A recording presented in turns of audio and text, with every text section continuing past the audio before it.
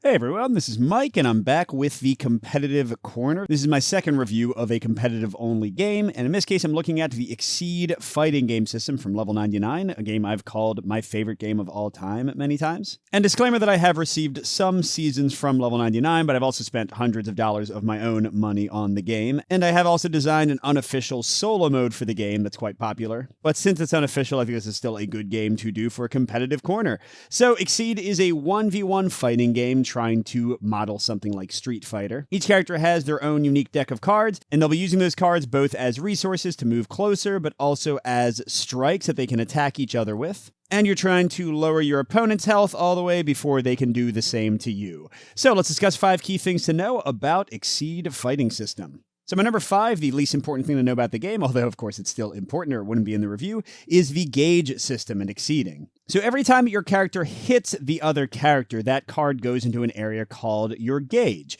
And you'll slowly build this up, and this is kind of like an EX meter or a super meter in fighting games, in that it will unlock superpowered attacks that you can only play if you have enough gauge to pay for them. You also spend gauge to exceed your character, which is a level up that for most characters lasts the entire rest of the session and gives you some big bonus for the rest of the play. Although depending on the season you're playing, how people exceed and what that does for them can be drastically different. So already there's some interesting management choices there. When do you want to save your gauge for playing your ultras? When do you want to exceed with it? But it's also just a resource you can use to pay for other card costs and to keep your hand larger so you can respond more when you get attacked by people. So it's a nice system overall. For my number 4 point, I'm looking at the boost system. So every single card in the game, in addition to being usable on the top side for an attack, also has a special power at the bottom called a boost. And this is, I find, the thing that new players have the hardest time wrapping their heads around because they just kind of want to attack,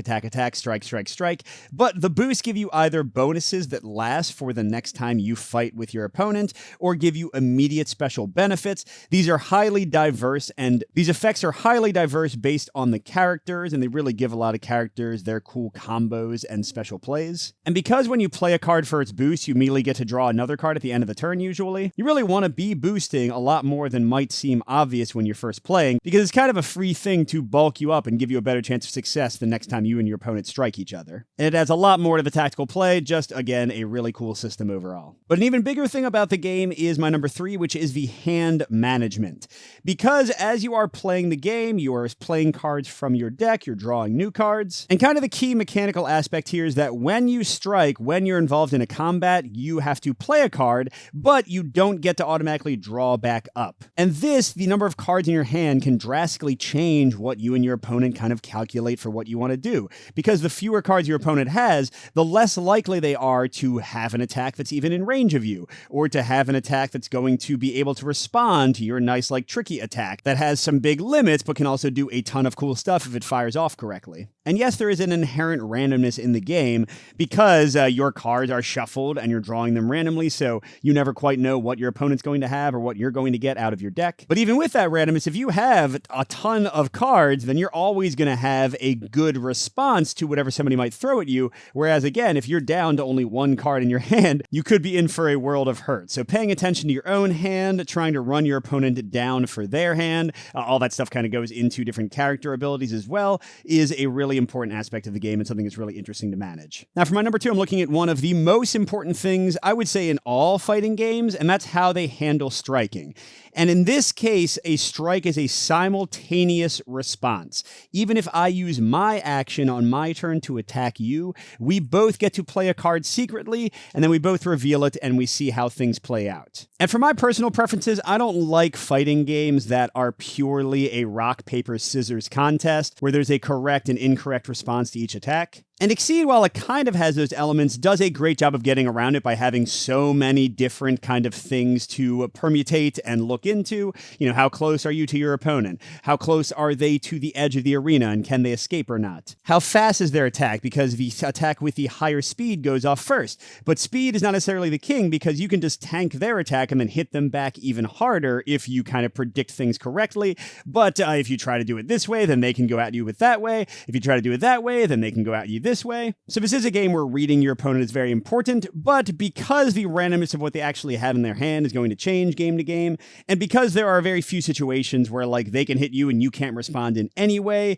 the game doesn't feel too punishing, like where you're literally never hitting your opponent and just looking like an idiot.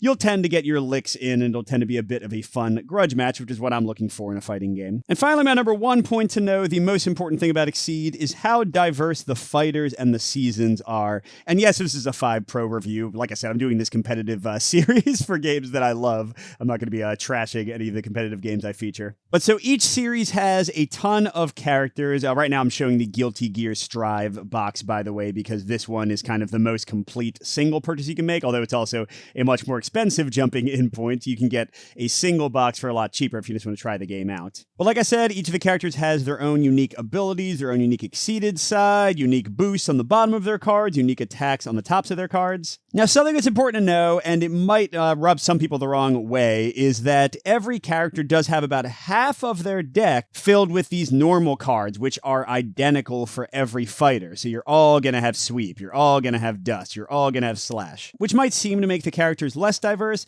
but the thing is their unique abilities and their unique kind of traits change up even how those basic cards work, so they don't play the same as they will for another character. And also, I think this choice makes the game a lot more accessible, because you're going to very quickly, after even just a few plays, learn that half of the deck and what those cards kind of do, and which ones sort of counter which other ones. And that makes learning a new character or trying a new character out a lot more straightforward, because you already know a decent number of the cards in their deck, and you just got to kind of see how they relate to them differently. And then if you want to dive deep into the system, the way they change up things with each season, like comparing Undernight In-Birth characters to Guilty Gear characters, is just wild. Each season has an entirely unique set of mechanics. The way exceeding works totally differently. Some of the cards, and even those like basic cards, change up drastically. So this is one of those games, my favorite type of game, where if you want to, you can explore and experiment with and have fun with new fighters over and over again, as long as you're willing to put in the money and track down some of the older seasons. So overall, if you like 1v1 fighting games, I think Exceed is the best in the business by quite a wide margin. And if you like solo Automa, I think mine's a good system. You can watch the videos and see if it appeals to you. But on the other hand, if you don't want to invest in a system, or if you're a completionist and you're going to be annoyed that seasons like 1 and 2, sometimes 3 and 4 are very difficult to track down, you might want to avoid this one. Or if you don't like direct competition and just beating the crap out of each other, or if the idea that sometimes you'll pick the wrong card, read your opponent wrong, and they'll punish you for it is annoying, you might want to avoid this one. And if you want to see the game in action, like I said, I have several playthroughs of my solo mode on the channel you can watch. Thanks for watching, everybody. Good gaming, and I'll see you at the next stop.